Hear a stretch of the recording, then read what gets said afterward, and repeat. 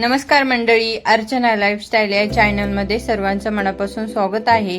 पावसाळा सुरू झाला की बाजारात छान छान हिरव्यागार रानभाज्या दिसायला लागतात। त्यातीलच एक भाजी म्हणजे तांदूळशाची भाजी।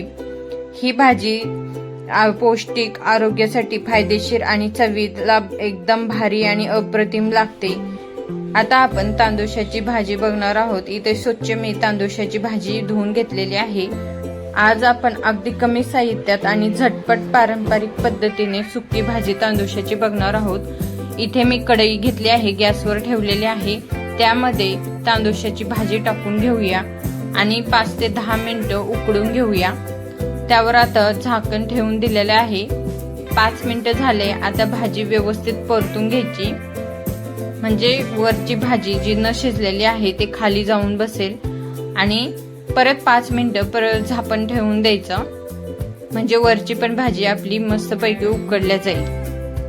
आता इथे भाजी सर्व उकडलेली आहे। प्लेट काढून घेते आणि ही भाजी थंड करून घ्यायची, म्हणजे आपल्याला यामधले पाणी काढून घ्यायचं।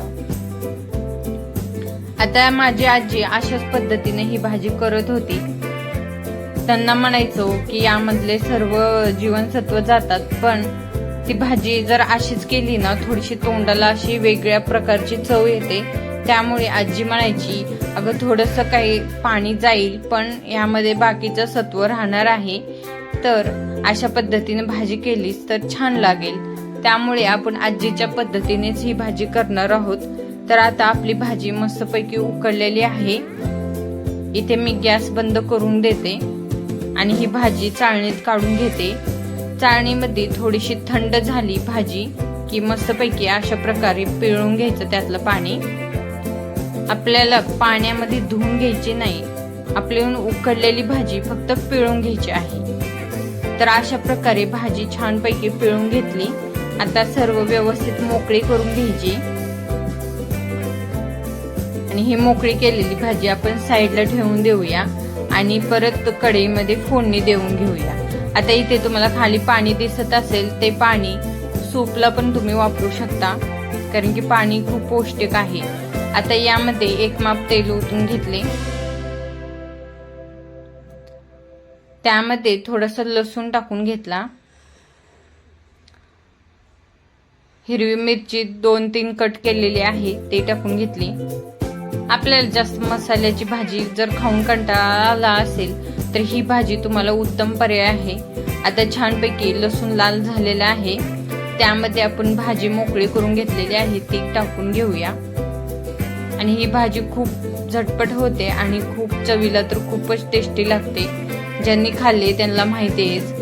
आता त्यामध्ये थोडंसं शेंगदाण्याचं कूट टाकून घेऊया, 1 ते 2 चमचे, आणि चवीनुसार लाल तिखट टाकून घेऊया। परत थोडंसं धनिया पावडर टाकून घेतला आणि थोडीशी हळद टाकून घेतली। आता धनिया पावडर नाही टाकलं तरी चालतं ह्या भाजीला, आणि चवीनुसार मीठ टाकून घेतले। आता हे सर्व व्यवस्थित मिक्स करून घ्यायचं। छानपैकी ही भाजी परतून घ्यायची। जोपर्यंत भाजी छानपैकी परतत नाही तोपर्यंत अशी परतत राहायची आणि भाजी मस्त होते। थोडीशी कोरडी झाली की गॅस बंद करून घ्यायचा। आता इथे तुम्ही बघू शकता माझी भाजी तयार झालेली आहे, पण 5 मिनिटासाठी झाकण ठेवून द्यायचं, म्हणजे आपले शेंगदाण्याचं कूट वगैरे व्यवस्थित शिजल्या जाईल। आता आपली भाजी तयार झालेली आहे। 5 मिनिटातच ही भाजी तयार होते। तुम्हाला ही भाजी कशी वाटली ते मला कमेंट करून सांगा, आणि तुम्ही कशा प्रकारे भाजी करता, तुमच्या आजीची पद्धत काय आहे ते पण मला सांगा। अशाच नवीन नवीन रेसिपी बघण्यासाठी अर्चना लाईफस्टाईल या चॅनलला सबस्क्राईब करा। पूर्ण व्हिडिओ बघितल्याबद्दल धन्यवाद।